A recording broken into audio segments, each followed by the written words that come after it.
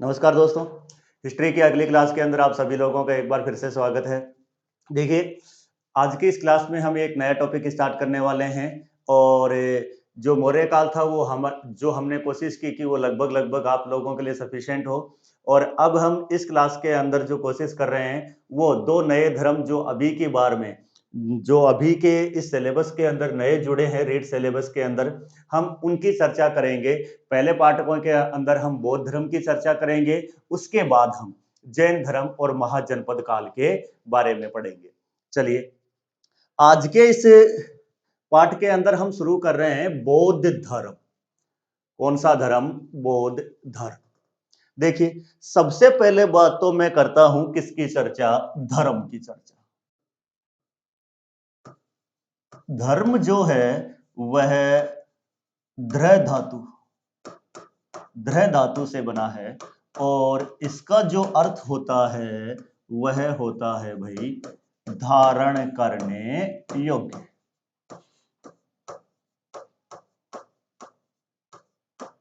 जो जो ध्र धातु से बना है और इसका जो अर्थ निकलता है वह क्या निकलता है? धारण करने योग्य। ये हम धर्म की चर्चा करते हैं। देखिए, वास्तव में तो है कि जो चीजें हम धारण करनी चाहिए उन चीजों को धर्म कहा गया।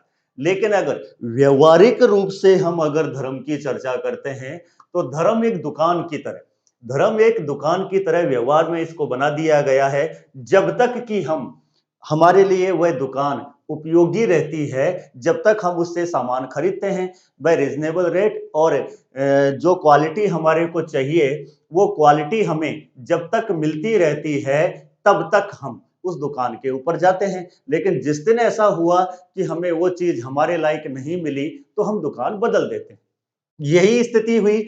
जैन और बौद्ध धर्म आने के पीछे जो कारण है वो कारण क्या है? हिंदू धर्म के आडंबर। हिंदू धर्म के आडंबर,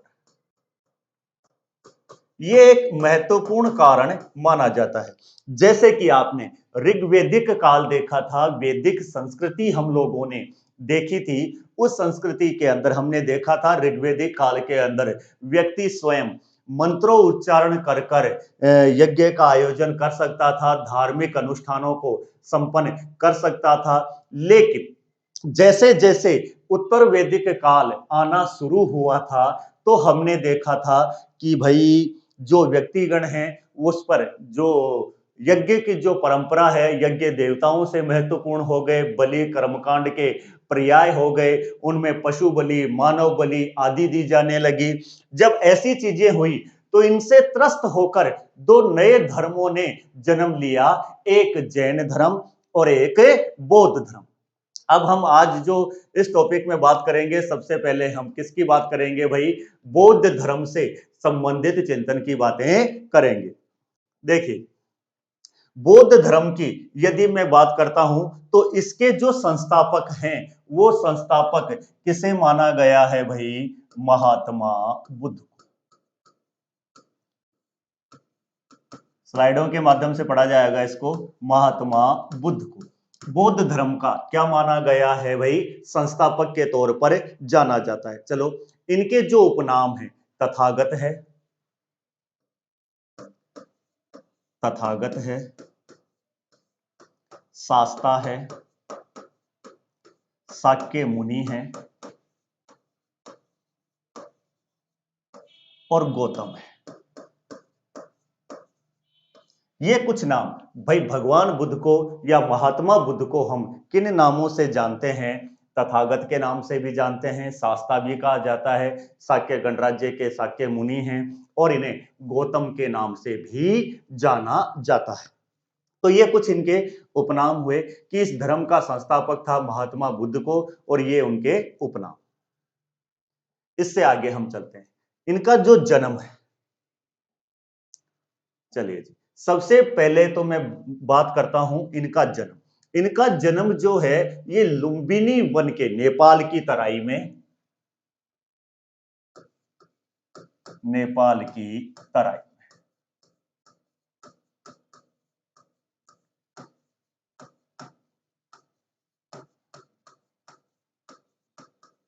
लुम्बिनी वन के रूमिनदेई स्थान पर। हाँ जी, भगवान बुद्ध का जो जन्म है वह लुम्बिनी वन के रूमिनदेई नामक स्थान के ऊपर भगवान बुद्ध का जन्म माना जाता है। चलिए जी, अब अगर मैं इसकी बात करता हूं कि भगवान बुद्ध का जो जन्म है वो हुआ कब, तो उसके लिए हमें कितनी 3 डेटों के बारे में हमें जानकारी लेना जरूरी है। सामान्य तो हम भगवान बुद्ध का जन्म 563 बीसी कर देते हैं, लेकिन और स्रोत हैं जिनके आधार पर हम भगवान बुद्ध के जन्म के बारे में चर्चाएं करेंगे।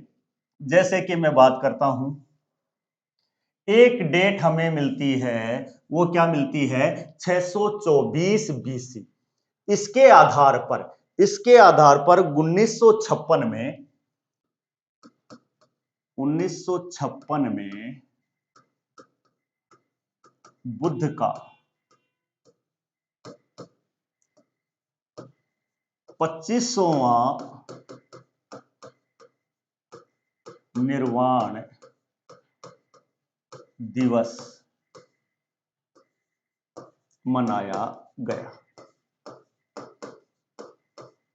हाँ जी, इस डेट को आधार मानकर 1956 में भगवान बुद्ध का कौन सा 25वां निर्वाण दिवस मनाया गया। देखो कौन सा निर्वाण दिवस था, 25वां।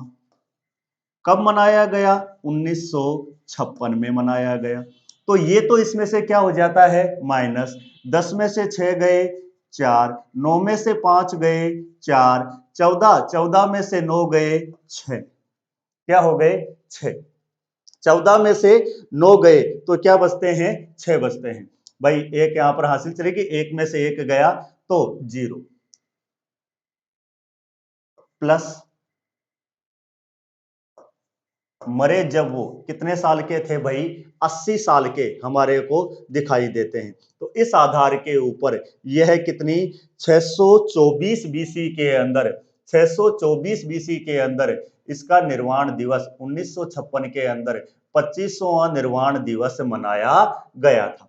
इस आधार के ऊपर हम देखते हैं तो भगवान बुद्ध का 25वां निर्वाण दिवस कब मनाया गया, 1956 में। और भाई जब वो मरे तो वो कितने साल के थे, तब वह 80 साल के थे। उनका जो निर्वाण हुआ वो कितने साल के थे, उस समय वह 80 साल के हमारे को दिखाई देते हैं। देखिए एक बार दोबारा देखते हैं हम, 2500 माइनस 1956 प्लस 80। अगर हम इसमें से देखते हैं तो 4, और 9 में से 5 गए तो 4, और यहां पर बचे कि 14 में से 9 गए तो 5, 544 प्लस 80, टोटल मिलाकर 624 ईस्वी का आधार यह बनाया गया था। चलिए अगला बात करते हैं हम, अगली जो डेट है वो चीनी परंपरा के अनुसार है। वो किसके अनुसार है भाई, चीनी परंपरा। तो चीन के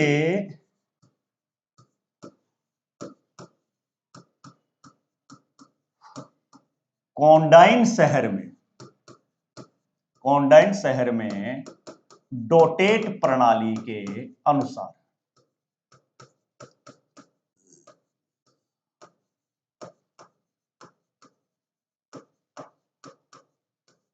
डोटेट प्रणाली के अनुसार जो डेट मानी जाती है वो डेट क्या है, 567 बीसी। देखो जिस दिन भगवान बुद्ध मरे उस दिन से वहां के लोगों ने डोट लगाना शुरू कर दिया।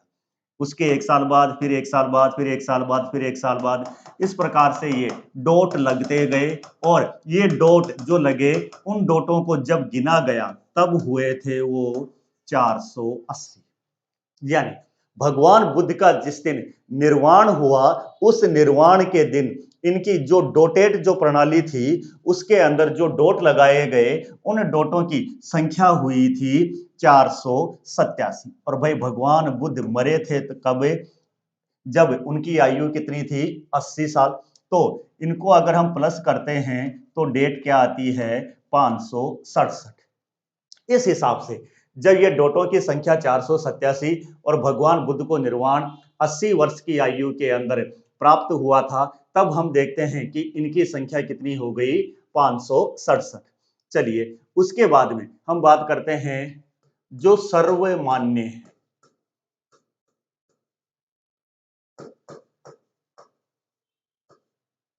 जो भाई सर्वमान्य जो तिथि है वो कौन सी है?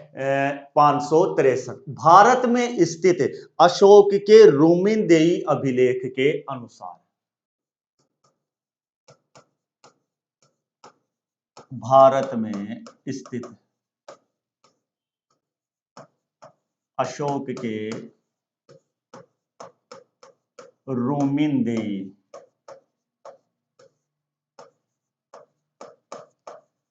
अभिलेख के अनुसार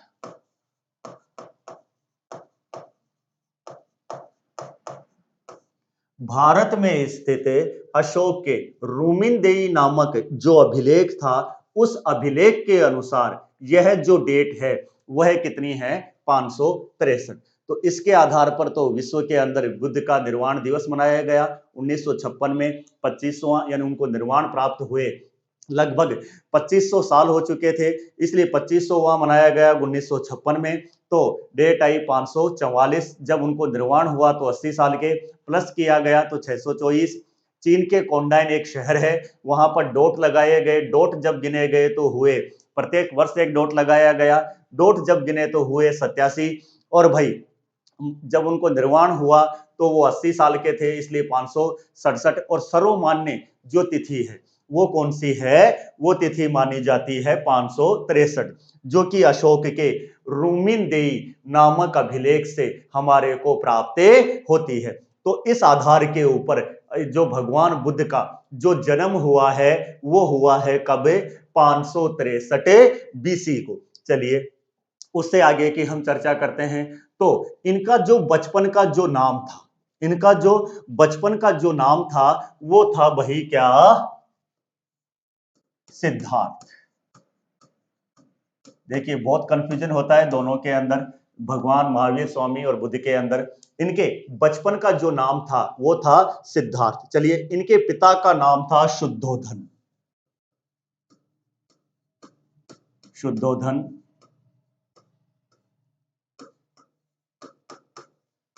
शाक्य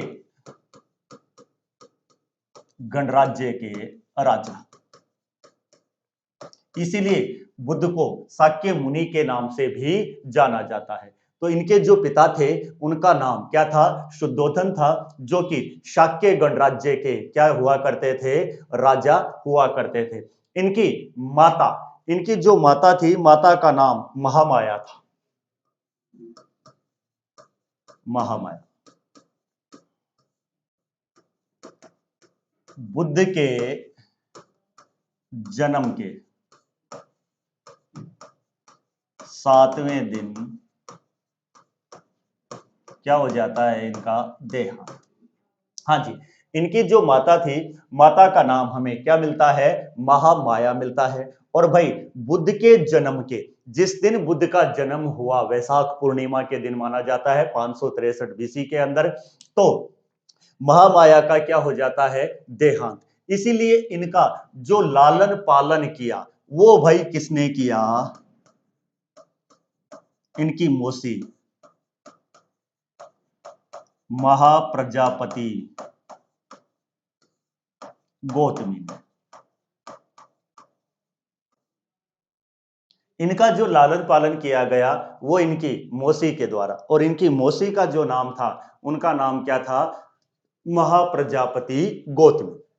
चलिए अब भगवान बुद्ध बचपन से ही चिंतन मननशील प्रवृत्ति के व्यक्ति थे।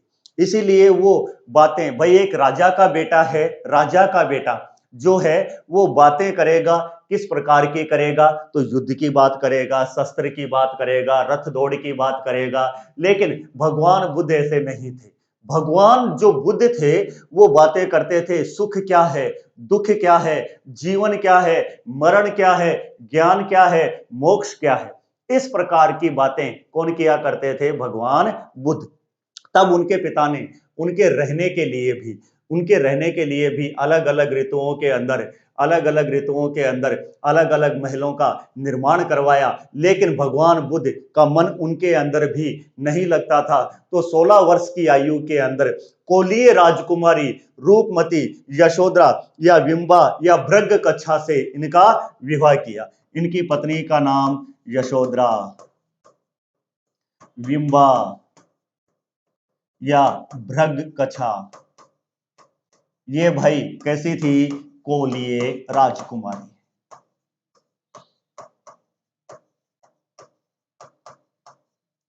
तो इनका 16 वर्ष की आयु के अंदर इनका विवाह कर दिया गया। किसके साथ में?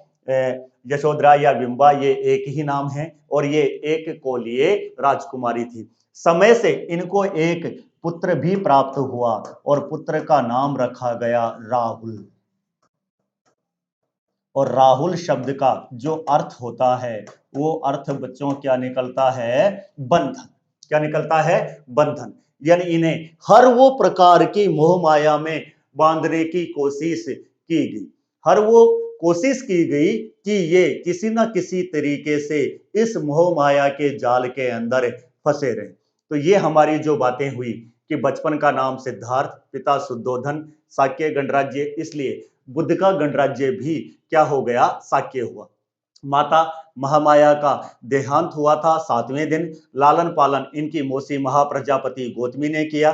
पत्नी यशोधरा विंबा या भृगकच्छा जो कोलीय राजकुमारी थी। पुत्र का नाम जो रखा गया वो राहुल, और राहुल का शाब्दिक अर्थ होता है बंधन। चलिए, इनके जन्म पर कोंडीय ब्राह्मण कोल देवल ने भविष्यवाणी की थी। भविष्यवाणी किसने?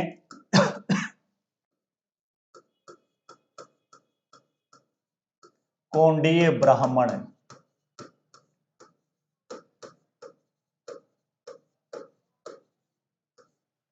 कोल देवल।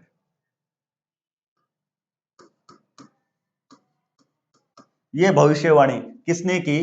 कोंडीय ब्राह्मण कोल देवल ने जो थी वो भविष्यवाणी की थी। भविष्यवाणी क्या थी? कि उन्होंने राजा शुद्धोधन से कहा था आपका पुत्र या तो एक बहुत बड़ा चक्रवर्ती सम्राट बनेगा, या फिर आपका जो पुत्र है ये एक बहुत बड़ा ही साधु या सन्यासी के तौर पर जाना जाएगा। इस प्रकार की जो भविष्यवाणी है वो किसने की थी भाई? इनके जन्म के ऊपर कोंडीय ब्राह्मण।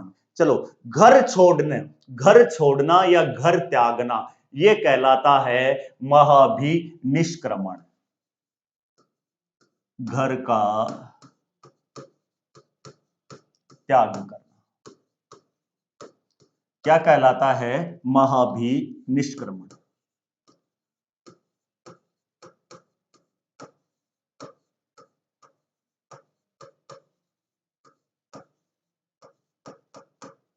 हाँ भाई, तो 29 वर्ष की आयु के अंदर 29 वर्ष की आयु के अंदर इन्होंने अपना क्या छोड़ दिया? घर छोड़ दिया था। जब इन्होंने घर छोड़ा तो इनके पास में देखो जो जो घटनाएं जो घटित हुई। देखिए, घटनाएं सर्वप्रथम 29 वर्ष की आयु के अंदर भगवान बुद्ध अपने घर के ऊपर उठे रात के समय पानी वानी पीने के लिए। जैसे ही वो घर से बाहर महल के प्रांगण के अंदर उन्होंने प्रवेश किया तो उन्होंने देखा कि वो नृत्यांगनाएं, देखिए राजा महाराजा जब हुआ करते थे तो उनके मनोरंजन का जो साधन हुआ करता था वो नृत्य और संगीत और आखेट हुआ करता था। तो भगवान बुद्ध को कुछ सोई हुई जो नृत्यांगनाएं हैं वो वहां पर नजर आई, और उनका जो मेकअप वगैरह था जो रात जो शाम के समय नृत्य करते समय वो काफी सुंदर प्रतीत हो रही थी, वो चीजें अब हमें दिखाई नहीं देती हैं। तो उन्होंने सोचा क्या इस जगत के अंदर कुछ भी सत्य नहीं है? ये सोचते सोचते वो घर से बाहर निकले। बाहर निकलते ही उन्हें एक वृद्ध व्यक्ति नजर आया, फिर एक बीमार या व्याधिग्रस्त, ये नाम भी आपको मिल सकता है, व्याधिग्रस्त व्यक्ति नजर आया। फिर उसके पश्चात इनको एक मृत व्यक्ति नजर आया और सबसे अंत के अंदर इनको क्या नजर आया, एक साधु और एक सन्यासी। ये कुछ घटनाएं हैं जो इन्हें घर छोड़ने के पश्चात नजर आई थी। देखिए, वृद्ध व्यक्ति, उसका घर था, परिवार था, लेकिन कोई भी उसका सेवा करने वाला, सब उसे छोड़कर जा चुके थे। बीमार या व्याधिग्रस्त व्यक्ति, उसने जीवन भर कमाया, लेकिन आज उसकी कमाई, उसकी कोई सहायता करने वाला नहीं था। मृत व्यक्ति था, बेटे थे, परिवार था, धन दौलत था, सब कुछ था, लेकिन आज उसकी सैया को कोई कंधा देने वाला भी नहीं था। इसीलिए भगवान बुद्ध ने सोचा, क्या सारे के सारे दुखी हैं? तभी उन्हें अंत के अंदर नजर आया एक सन्यासी। ये जो सन्यासी था, इसके ना घर था, ना बार था, ना दौलत थी, ना कुछ और था, बल्कि 2 वक्त की केवल भिक्षा मांगकर अपना जीवन यापन कर रहा था और बिल्कुल आराम से सोया हुआ था। तो इसको लगा कि वास्तव के अंदर यदि कहीं पर भी यदि आराम है, सुख है, तो वो किस जीवन में है? सन्यासी के जीवन में है। इसी प्रकार से उन्होंने अपना घर त्याग दिया। चलिए, जिस समय ये घटना घटी, उस समय इनका घोड़ा, जो घोड़ा था, उसका नाम भाई क्या था? कंथक। और इनका जो सारथी था, उस सारथी का नाम क्या था? चन्ना। यहां तक ये दोनों को साथ लेकर आए थे, यानी जब तक उन्होंने पूरा निर्णय किया, सन्यासी तक को उन्होंने देखा, तब तक इनके घोड़े का नाम क्या था? कंथक, और सारथी का नाम क्या था? चन्ना। यहां से इन्होंने इसे वापस भेज दिया। भाई, इनकी भविष्यवाणी हुई कौंडिन्य ब्राह्मण के द्वारा कि या तो चक्रवर्ती सम्राट बनेंगे या फिर ये बहुत बड़े साधु और सन्यासी। इसलिए इन्होंने 29 वर्ष की आयु में घर छोड़ा। घर छोड़ने की घटना बौद्ध धर्म में क्या कहलाती है? महाभिनिष्क्रमण कहलाती है। चलो, इन्होंने घर छोड़ा और वो घटना हुई क्या? बुद्ध बीमार, ये कुछ व्यक्ति थे, लेकिन देखिए यहां पर एक विद्वान है। यहां पर हमें एक नोट देखने को मिलता है, और ये नोट किसने लगाया? ये नोट लगाया भाई किसने? धर्मानंद कौशाम्बी ने। डीडी कौशाम्बी कहते हैं इनको, तो धर्मानंद कौशाम्बी ने। इन्होंने कहा, बुद्ध के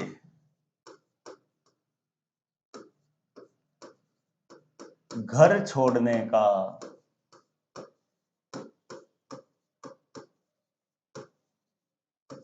प्रमुख कारण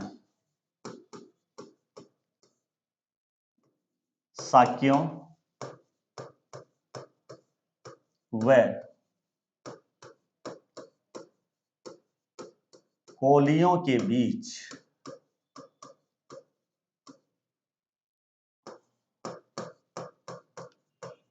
रोहिणी नदी के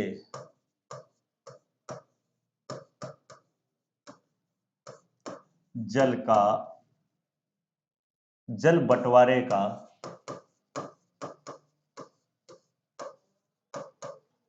विवाद था। हाँ जी, इन्होंने क्या कहा कि जो मुख्य कारण था वो वृद्ध, बीमार, व्याधिग्रस्त, मृत या फिर सन्यासी न होकर, या फिर एक शब्द में हम कहें सत्य की खोज न होकर, वास्तव में एक विवाद था। वास्तव में एक क्या था? विवाद। और ये विवाद एक नदी थी, रोहिणी नदी। ये रोहिणी नदी जो थी, ये साक्यों, भाई भगवान बुद्ध तो स्वयं किस गणराज्य से संबंध रखते थे? शाक्य गणराज्य से संबंध रखते थे। इनकी जो पत्नी थी, इस पत्नी का नाम क्या था? यशोधरा बिंबा, जो थी वो कोलीय राजकुमारी थी। और कोलियों और शाक्यों के बीच के अंदर एक विवाद चल रहा था, और भगवान बुद्ध एक दोराहे पर खड़े हुए थे कि वो किसका साथ दें। अपने गणराज्य का साथ दें या पत्नी के या अपने ससुराल के गणराज्य का साथ दें। इसीलिए उन्होंने इस युद्ध को टालने के लिए 29 वर्ष की आयु के अंदर अपने घर का क्या कर दिया, त्याग कर दिया था। इस प्रकार से भगवान बुद्ध ने 29 वर्ष की आयु में महाभिनिष्क्रमण किया। चलिए, अब इन्होंने प्रथम गुरु जो बनाया, इन्होंने आलार कलाम को कहां बनाया, वैशाली में। प्रथम जो इनके गुरु थे वो इन्होंने कहां पर, वैशाली। और वैशाली के अंदर इन्होंने ये गुरु बनाया किसको, आलार कलाम।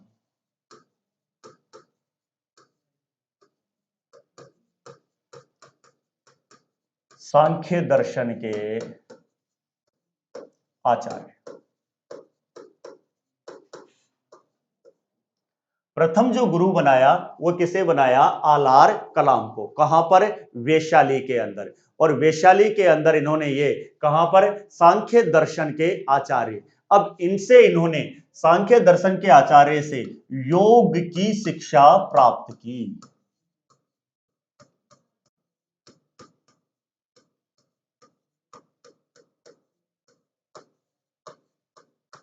किसकी शिक्षा प्राप्त की, योग की जो शिक्षा थी, जो साधना की जो शिक्षा थी। कहते हैं कि आलार कलाम भगवान बुद्ध को योग की अंतिम अवस्था तक लेकर गए, लेकिन फिर भी वह भगवान बुद्ध को पूरी तरह से संतुष्ट नहीं कर पाए। इसलिए उन्होंने किसका सानिध्य छोड़ा, आलार कलाम का। जब ये भगवान बुद्ध को पूरी तरह से संतुष्ट नहीं कर पाए, तब इन्होंने किसका साथ छोड़ा, भगवान आलार कलाम का साथ छोड़ा। और राजगृह में, कहां पर है,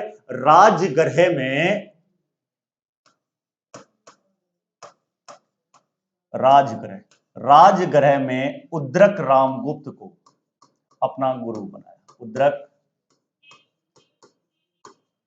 रामगुप्त को गुरु बनाया।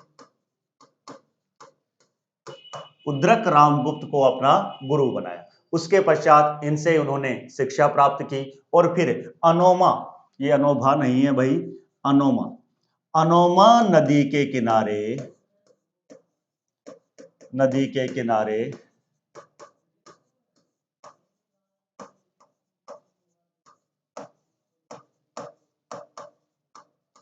अनोमा नदी के किनारे इन्होंने अपना क्या करवाया, मुंडन करवाया।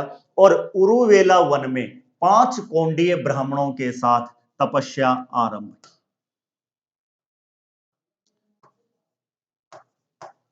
उरुवेला वन,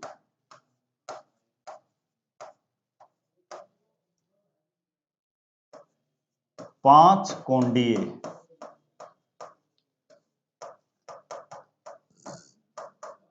ब्राह्मणों के साथ तपस्या आरंभ की। 5 कोंडीय ब्राह्मणों के साथ इन्होंने तपस्या आरंभ की। कहां पर, उरुवेला वन। कुछ समय के लिए रहे, लेकिन फिर देखो सुजाता बालिका, इसका नाम यहां पर क्यों, ये एक छोटी सी बालिका थी और सुजाता बालिका द्वारा लाई गई खीर खाने के कारण